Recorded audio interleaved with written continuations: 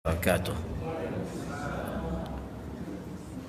Alhamdulillah, alhamdulillahi rabbil alamin, wal aqibatu lil muttaqin, wala udwana illa 'alal zalimin.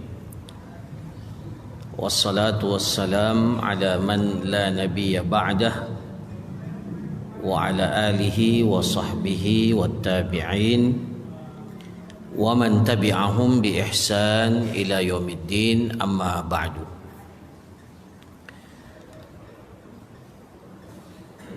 Hadirin dan hadirat jamaah salat maghrib yang dirahmati oleh Allah Subhanahu wa taala, kita memuji dan bersyukur kepada Allah Subhanahu wa taala.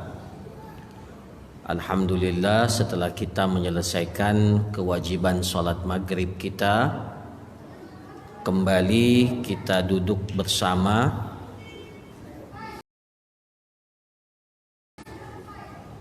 di dalam majelis ilmu ini,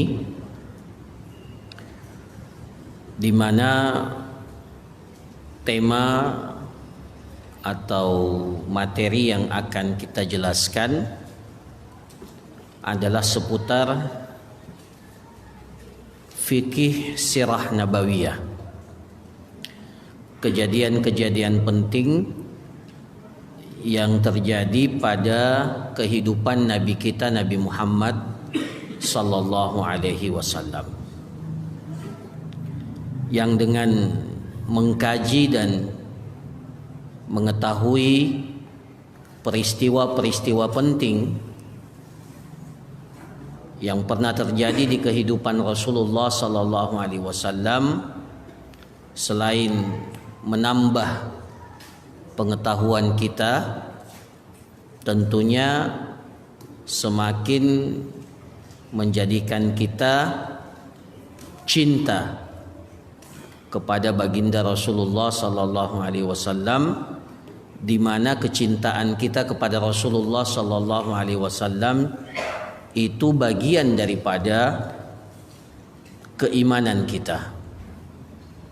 Di dalam hadis Rasulullah sallallahu alaihi wasallam bersabda, "Dzaqa ta'mal iman man radiya billahi rabba wa bil islami dina wa bi Muhammadin rasula." Seseorang itu, kata Rasulullah sallallahu alaihi wasallam, akan merasakan manisnya keimanan. Jadi keimanan itu punya rasa.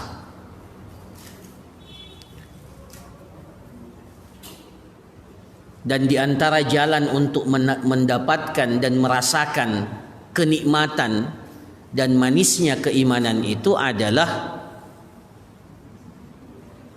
orang yang ridha menjadikan Allah Subhanahu wa taala sebagai Rabb yang ia sembah, Tuhan yang ia sembah satu-satunya, kemudian menjadikan agama Islam ini sebagai pilihan agamanya, dan Nabi Muhammad sallallahu alaihi wasallam sebagai utusan Allah Subhanahu wa taala. Nah, salah satu bagian yang terpenting dari keridhaan kita bahwa Rasulullah sallallahu alaihi wasallam itu adalah utusan Allah Subhanahu wa taala adalah dengan mempelajari sisi-sisi kehidupan, sirah kehidupan Nabi kita, Nabi Muhammad sallallahu alaihi wasallam. Para jamaah sekalian yang dirahmati oleh Allah, tema kita pada malam hari ini adalah sebuah kejadian yang masih terjadi atau yang terjadi sebelum diangkatnya Nabi kita, Nabi Muhammad sallallahu alaihi wasallam menjadi seorang nabi dan rasul, yaitu peristiwa Binaul Ka'bah, peristiwa dibangunnya kembali Ka'bah itu. Diriwayatkan dalam sebuah riwayat hadis sebagaimana yang diriwayatkan oleh Abdul Razzaq, Al-Imam Al-Hakim dan At-Tabarani. Di dalam riwayat tersebut itu dikatakan annal Ka'bata kanat fil jahiliyah mabniyatun birradmi laisa fiha madar. Pada masa jahiliyah Ka'bah itu terbangun di atas bangunan yang terdiri dari batu-batu yang disusun tanpa adanya perekat. Ya, jadi di sini dikatakan mabniyatun birradam laisa fiha madar. Ar-radam itu hanya susunan batu-batu yang disusun, tetapi tidak ada tanah liatnya, tidak ada yang melekatkan antara satu batu dengan batu yang lain. Itu pada masa jahiliyah. Wa kanat qadru ma taqtahimuhal inaq, dan tingginya ya bangunan dari Ka'bah itu itu setinggi tingginya itu seperti tinggi anak seekor unta. Jadi tidak seperti bangunan yang kita lihat sekarang. Agar di sini dikatakan wa kanat qadru ma taqtahimuhal inaq, supaya kalau ada unta itu tidak bisa masuk ke dalam Ka'bah. Wa kanat siyabuha tuda'u 'alaiha tusdalu sadlan. Tetapi pada saat itu Ka'bah itu sudah tertutupi. Ada kalau sekarang namanya kiswah, penutup Ka'bah. Dahulu itu ada pakaian, ada kain yang memang dipakai untuk menutupi Ka'bah. Wa kanat dzatu ruknain. Dan di Ka'bah pada saat itu hanya terdapat 2 rukun. Kahayati hadhil halqah, seperti bentuk huruf. Di sini dalam kitab ini atau dalam riwayat itu dikatakan seperti huruf D besar. Jadi Ka'bah itu sebenarnya para jamaah sekalian itu seperti huruf D besar. Jadi sudutnya cuma 2. D besar. Dan memang itulah bangunan asal sesuai dengan yang dibangun oleh Nabiullah Ibrahim dan dibantu oleh Nabiullah Ismail alaihi salam. Wa id yarfa'u Ibrahimu qawa'ida minal baiti wa Ismail. Dan ingatlah tak kala Nabiullah Ibrahim dan dibantu oleh anaknya Ismail itu mengangkat pondasi dari Ka'bah itu. Itu bangunannya seperti huruf D. Jadi sudutnya itu cuma 2. Sudutnya itu cuma 2 saja. D besar ya. Bapak-bapak yang pernah umrah atau haji tentunya melihat ada bangunan yang yang melengkung di dekat Ka'bah. Itu sebenarnya bagian dari Ka'bah. Yang sekarang disebut dengan atau yang setelahnya disebut dengan Hijr Ismail. Itu bagian dari Ka'bah. Jadi seperti itu bangunan Ka'bah dahulu pada masa jahiliyah. Bahkan Ka'bah sampai pada masa Umar bin Khattab itu dikelilingi oleh, atau sebelumnya itu dikelilingi oleh rumah-rumah penduduk kota Mekah. Jadi Baitullah, Ka'bah, kemudian di sekitarnya itu adalah rumah-rumah penduduk. Nantilah pada zaman Umar bin Khattab radhiyallahu an, pada masa pemerintahan Umar bin Khattab sebagaimana dalam Sahih Bukhari diriwayatkan lam yakun ala ahdin Nabi sallallahu alaihi wasallam haula al-baiti haid. Jadi sampai pada masa Nabi sallallahu alaihi wasallam belum ada di sekitar Ka'bah itu dinding, ya, dinding yang membatasi Masjidil Haram atau Ka'bah dan sekitarnya. Jadi belum ada, bukan semacam dinding, semacam pagar yang membatasi wilayah masjid atau wilayah Ka'bah itu. Ya. Hatta kana Umar, sampai pada masa pemerintahan Umar. Fabana haulahu haitan. Maka pada masa pemerintahan Umar bin Khattab, Amirul Mukminin, beliaulah yang pertama kali membangun di sekeliling Ka'bah itu ada semacam pagar pembatas yang membatasi, ya, yang membatasi wilayah dari Ka'bah dan sekaligus tempat masjid yang sekarang disebut Masjidil Haram. Ya. Kenapa dibangunkan oleh Umar bin Khattab semacam pagar pembatas? Ya, selain untuk menandai lokasi masjid, ya, yang sebelumnya itu di sekitarnya itu adalah rumah-rumah penduduk kota Mekah. Kemudian yang kedua, karena pada saat itu seringkali Ka'bah itu kebanjiran kalau turun hujan. Kita tahu bahwa posisi daripada Baitullah itu berada di sebuah lembah. Ya. Kita ingat, ya, apa yang disebutkan oleh Allah menceritakan kisah Nabiullah Ibrahim. Rabbana inni askantu min dzurriyyati biwadin ghairi zi zar'in 'inda baitikal muharram. Ya Tuhanku, sesungguhnya aku telah meninggalkan keluargaku di satu lembah. Jadi dia itu posisinya di lembah. Otomatis posisinya sangat rendah. Nah, kalau terjadi hujan deras, maka otomatis Ka'bah itu tergenang. Ya. Maka dibangunkanlah oleh Umar bin Khattab itu pagar pembatas agar, ya, air itu tidak sampai ke Ka'bah, bangunan Ka'bah itu sendiri.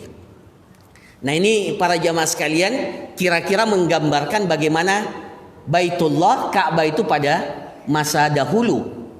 Jadi di zaman jahiliyah itu hanya berupa susunan batu-batu, ya, susunan batu-batu. Nah, pada saat Rasulullah Sallallahu Alaihi Wasallam berusia 35 tahun, ya, di dalam kitab-kitab sirah dikatakan usia Rasulullah Sallallahu Alaihi Wasallam pada saat itu 35 tahun. Artinya 5 tahun lagi barulah setelah itu Rasulullah diangkat menjadi Nabi dan Rasul. Usia Rasulullah 35 tahun terjadi banjir besar.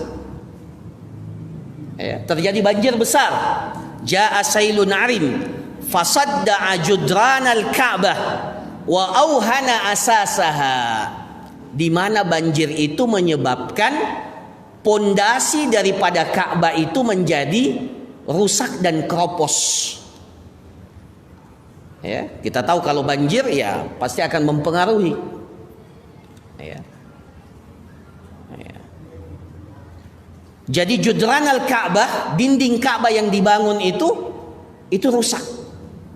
Kemudian pondasinya juga itu mulai keropos, tidak kuat lagi. Maka fa'aradat Quraisyun hadmaha.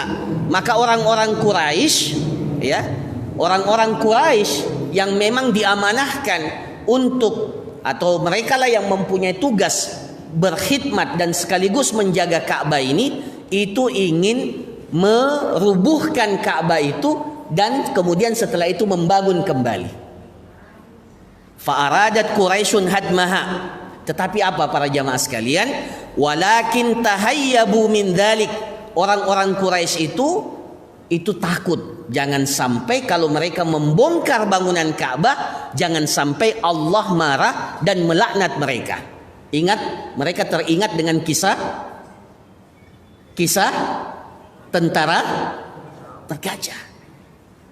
Jadi mereka takut sekali untuk melakukan renovasi Ka'bah, ya, karena renovasinya membutuhkan, ya, bahwa bangunan awalnya itu harus dirobohkan dulu, barulah setelah itu dibangun. Maka mereka takut, ya. Pengagungan mereka terhadap Ka'bah luar biasa, ya, meskipun orang-orang jahiliyah. Nah, kemudian muncullah seseorang yang bernama Al-Walid, ya. Kemudian dia mengatakan, kita ini kan bukan ingin merubuhkan Ka'bah, kita bukan ingin menghancurkan Ka'bah, kita robohkan, tapi setelah itu kita akan bangun, memperbaiki kembali, maka ini tidak ada masalah. Maka akhirnya Al-Walid inilah yang mengambil di sini dikatakan mi'wal, ya, mi'wal itu semacam kapak besar, ya.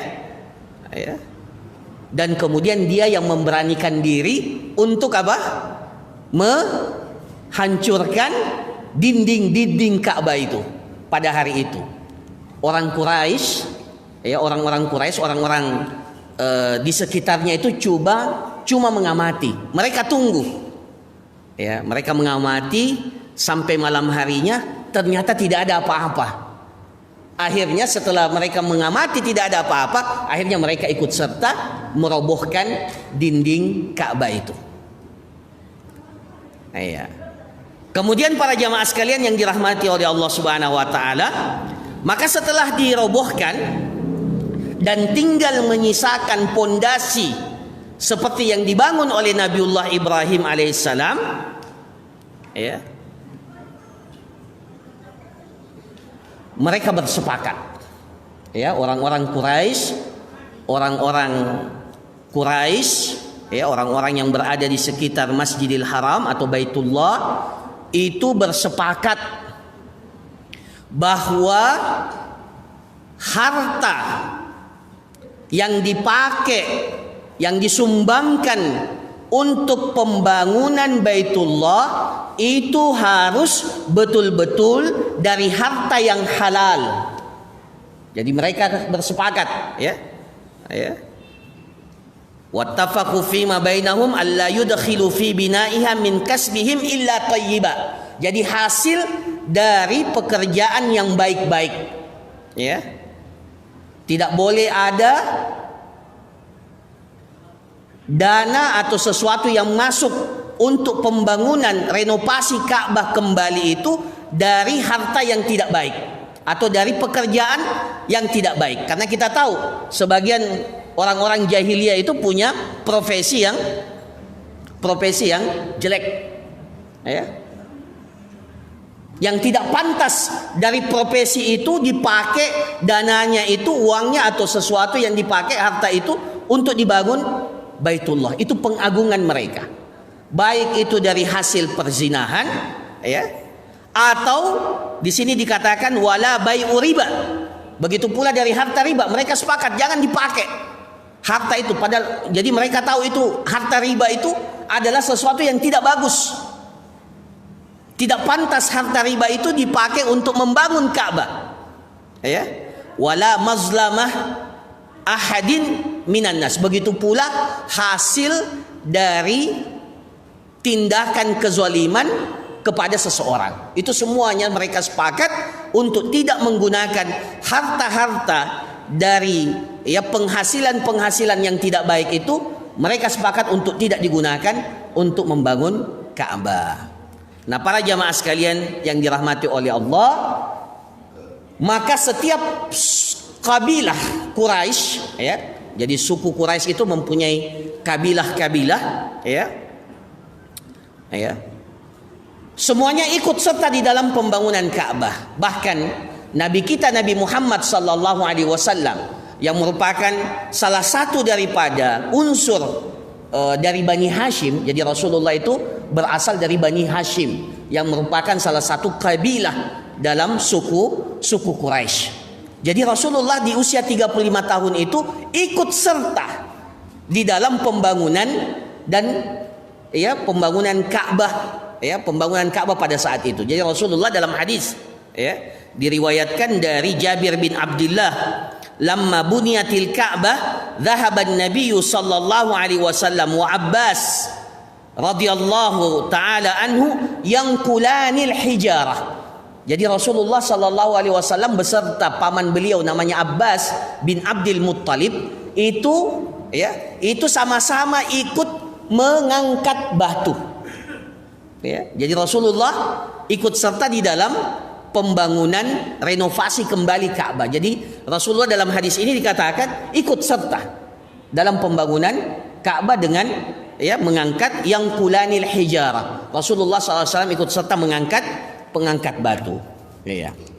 Nah, para jamaah sekalian yang dirahmati oleh Allah Subhanahu wa taala, ketika tiba masanya untuk meletakkan kembali Hajar Aswad, disitulah terjadi perselisihan yang hebat. Bahkan dalam riwayat dikatakan setiap kabilah itu bersikeras bahwa merekalah yang berhak untuk meletakkan Hajar Aswad pada posisi semula. Sampai-sampai ada satu kabilah yang bernama Banu Abdiddar, namanya Banu Abdiddar, itu salah satu kabilah yang ada dalam suku Quraisy.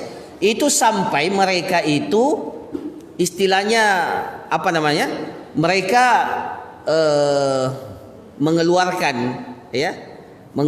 darah mereka dan darah mereka itu dikumpul, ditampung dalam satu bejana dan bersumpah bahwa merekalah yang berhak untuk meletakkan kembali Hajar Aswad itu pada tempatnya. Jadi sampai seperti itu.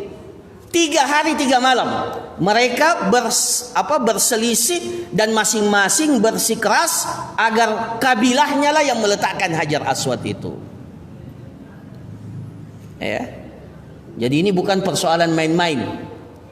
Ini sampai hampir-hampir terjadi pertumpahan darah di antara mereka. Bahkan di antara mereka ada yang sudah bersumpah dengan darah bahwa mereka lah yang berhak untuk meletakkan Hajar Aswad itu. Dalam riwayat ini dikatakan mereka berselisih selama 3 hari. Nah, sampailah pada saat itu ada seseorang yang sudah lanjut usia, seorang tua yang bernama Abu Umayyah ibn al-Mughirah al-Mahzumi. Beliau, orang ini, Abu Umayyah ini mengusulkan kepada orang Quraisy, ya ma'syara Quraisy, ij'alu bainakum fima takhtalifuna fihi awwal man yadkhulu alaikum. Daripada kalian terus berselisih, maka pilihlah orang yang pertama kali mendatangi kalian, pilihlah orang yang pertama kali mendatangi kalian besok hari, itulah orang yang akan meletakkan Hajar Aswad itu. Maka usulan itu diterima. Jadi mereka bersepakat orang yang pertama kali datang kepada mereka esok hari, maka dialah yang akan dipilih, disepakati untuk meletakkan Hajar Aswad itu. Maka setelah itu mereka menunggu dan ternyata yang datang pertama kali itu adalah Nabi Muhammad sallallahu alaihi wasallam. Serentak para jamaah sekalian. Dalam riwayat ini dikatakan serentak ketika mereka mengetahui yang pertama kali datang di lokasi tersebut adalah Rasulullah, adalah Nabi Muhammad sallallahu alaihi wasallam. Tentunya pada saat itu belum menjadi nabi dan rasul. Adalah Muhammad sallallahu alaihi wasallam, serentak mereka mengatakan hadzal amin radinahu hadza Muhammad. Tepatlah orang ini, karena orang ini adalah hadzal amin. Ini memang orang yang dipercaya. Hadzal amin. Inilah orang yang dipercaya. Radinahu, kami semua sepakat, kami semua ridha.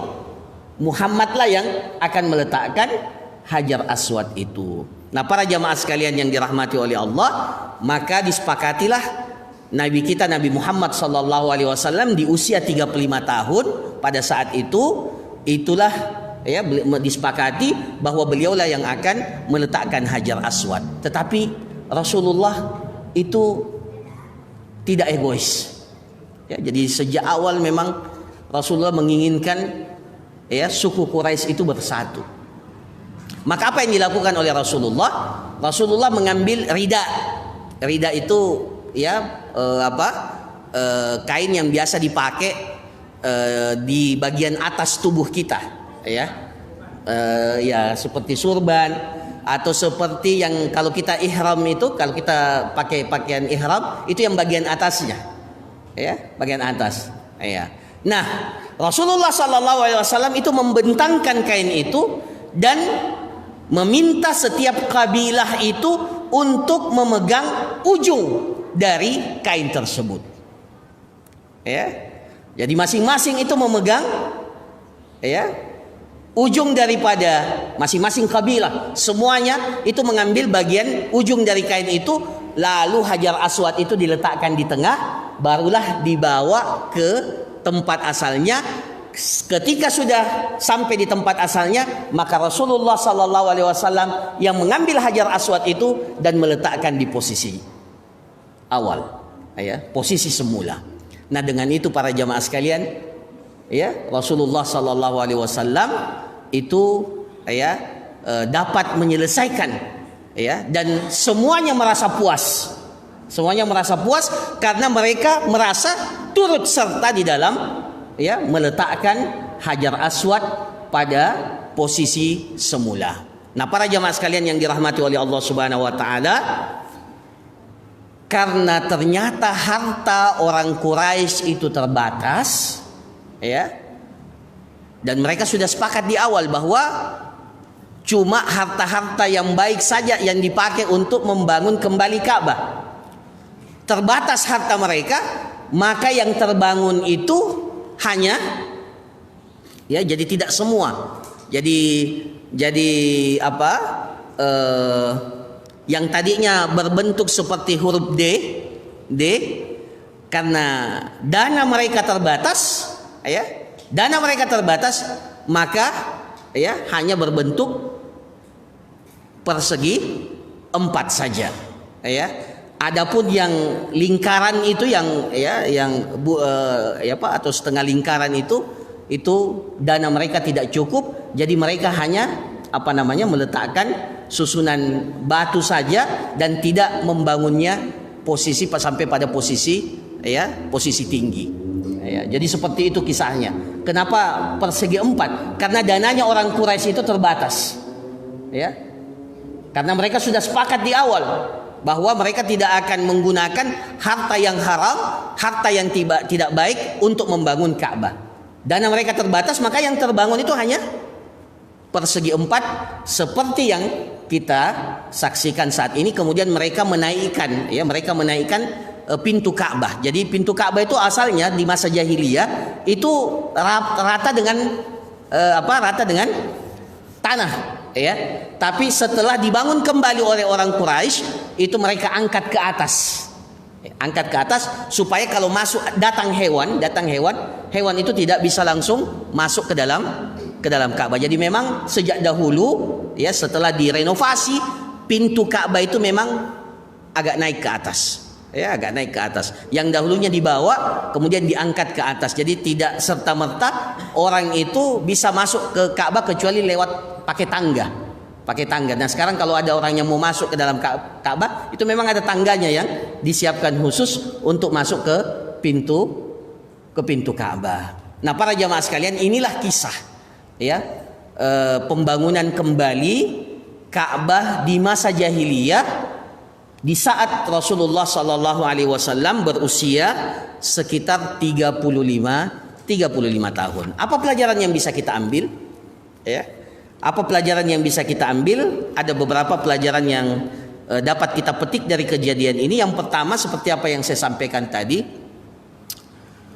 bagaimana orang-orang Quraisy ya itu mengerti betul ya, bahwa harta yang tidak baik itu tidak pantas dipakai untuk membangun Ka'bah. Jadi mereka sudah tahu sebenarnya bahwa sebagian penghasilan mereka itu tidak layak dan tidak pantas dipakai untuk membangun Baitullah, rumahnya Allah. Ya.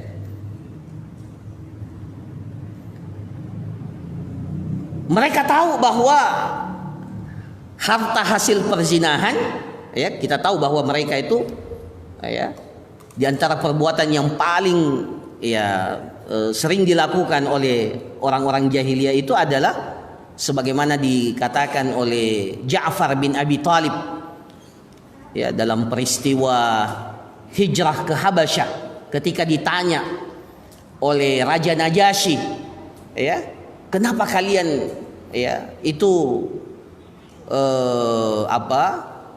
meyakini betul agama yang dibawa oleh Nabi Muhammad ya, sallallahu alaihi wasallam. Apa kata Ja'far? Ya, kami dahulu itu orang-orang jahiliyah. Orang-orang jahiliyah. Ya, na'budul asnam. Kami ini menyembah berhala. Kami menyembah berhala, bahkan berhalanya tidak satu. Berhalanya yang disembah itu bisa sampai 5, bisa sampai 7, bisa banyak sekali berhalanya. Nahnu qaumun ahla jahiliyah. Kami dahulu ini orang-orang jahiliyah. Na'budul asnam. Ayah. Wa na'til fawahis. Kami melakukan perzinahan. Ayah. Kami melakukan perzinahan. Naqta'ul arham. Kami memutuskan tali silaturahim. Nusi'ul jiwar. Kami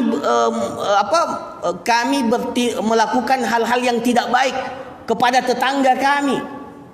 Ayah. Yaqulul qawiyyu minna ad-dhaif. Orang yang kuat di antara kami itu menganiaya dan memakan harta orang yang lemah. Begitu kata Ja'far bin Abi Thalib, menceritakan bagaimana bejatnya orang-orang jahiliyah pada saat itu ya. Maka salah satu perbuatan yang mereka lakukan, na'til fawahis, kami melakukan perzinahan. Makanya banyak sekali wanita-wanita ya, wanita-wanita pezina pada masa jahiliyah. Bahkan ya dalam sebagian riwayat, rumah-rumah wanita ya, kalau kita namakan sekarang pelacur ya, itu memang ada tandanya. Sudah ada tandanya rumahnya. Jadi orang tahu, oh ini rumahnya pelacur. Ya. Kalau mereka mau berzina, mereka datangi rumah-rumah itu. Jadi ada namanya mahrul baghi. Ya, mahrul baghi itu upah yang diberikan oleh seorang laki-laki kepada pelacur itu.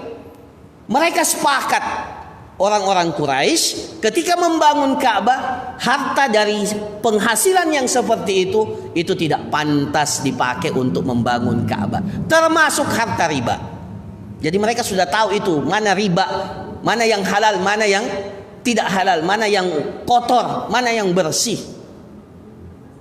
Nah, para jamaah sekalian yang dirahmati oleh Allah, coba kita bandingkan dengan kehidupan kita saat ini. Ya. Iya. Sebagian orang itu tidak peduli mau halal mau haram. Ya, bahkan ada ungkapan, apa ungkapannya? Yang haram saja susah. Yang haram saja susah, apalagi yang halal. Astagfirullah. Ini berburuk sangka kepada Allah Subhanahu wa ta'ala. Berburuk sangka. Ungkapan ini ungkapan buruk sangka kita kepada Allah.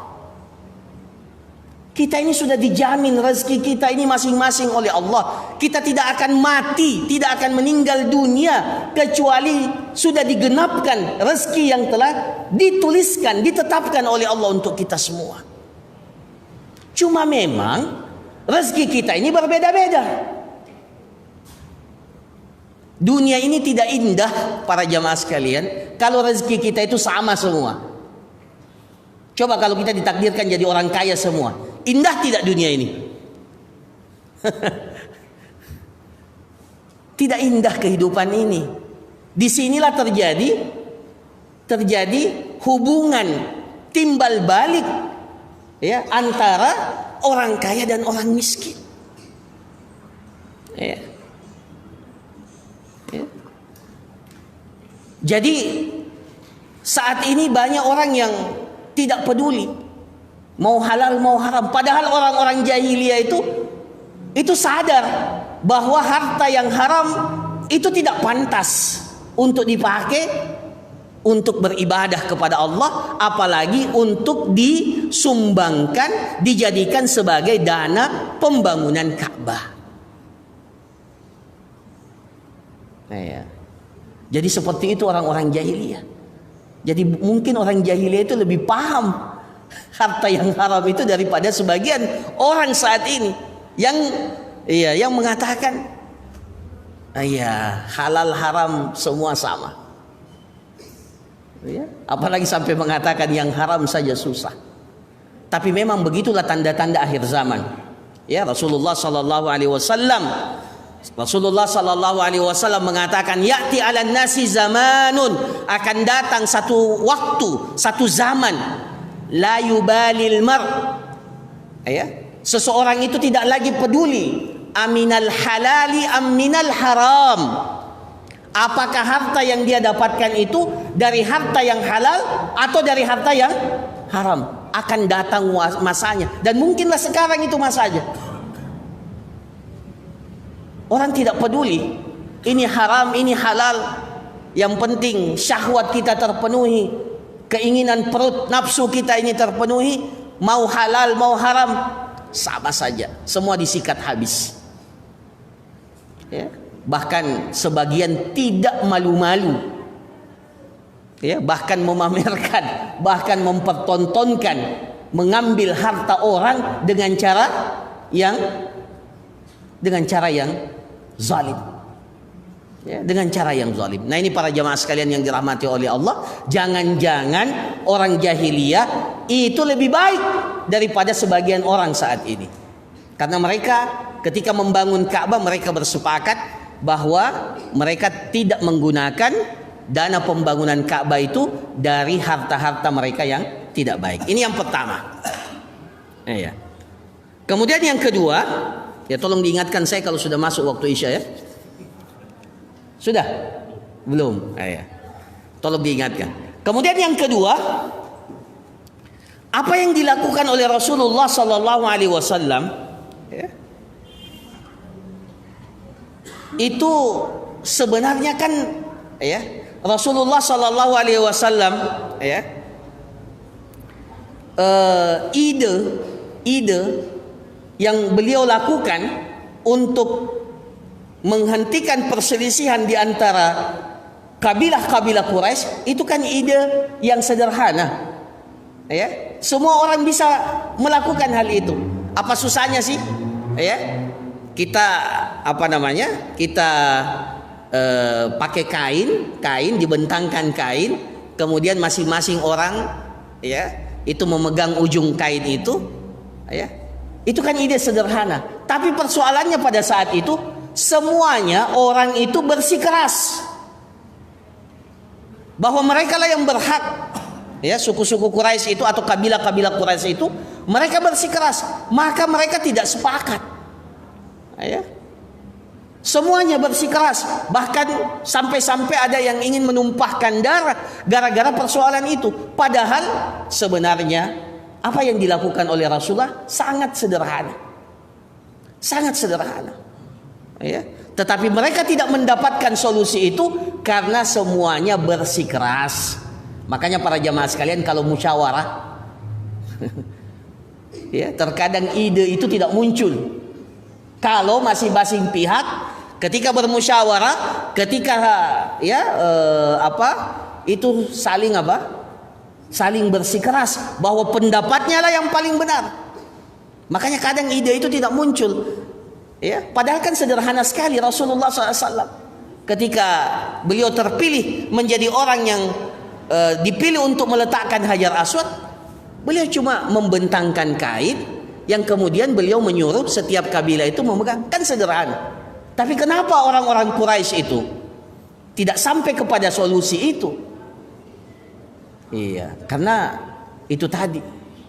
Mereka itu bersikeras, ya, tegang, bahkan berhari-hari sampai 3 hari dan tidak mau bersepakat.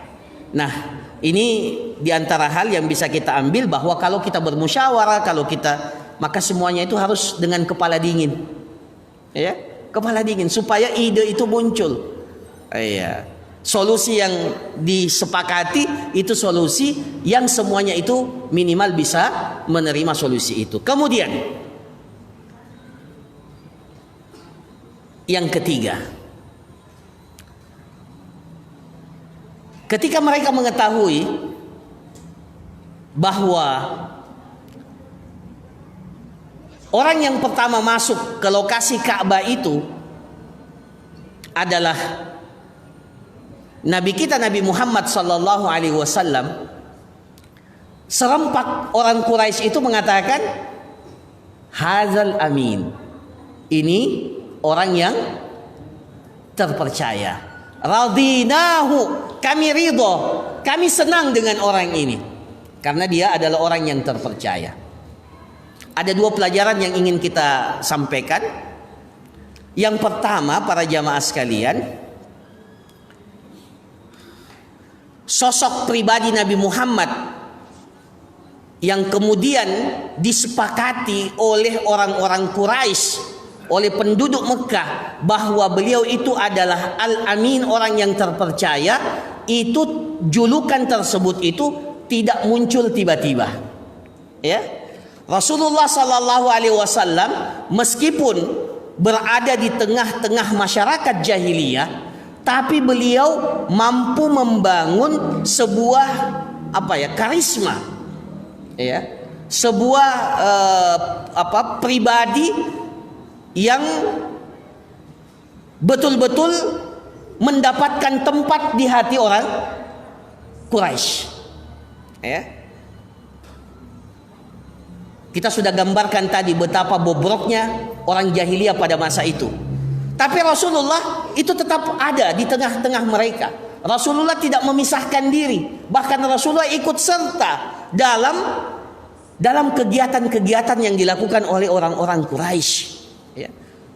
Yang dengannya Rasulullah Sallallahu Alaihi Wasallam itu mendapatkan gelar Al-Amin. Jadi para jamaah sekalian yang dirahmati oleh Allah, yang pertama, gelar Al-Amin itu bukan tiba-tiba. Kemudian yang kedua, pelajaran yang kedua, nah ini sangat kontras sekali.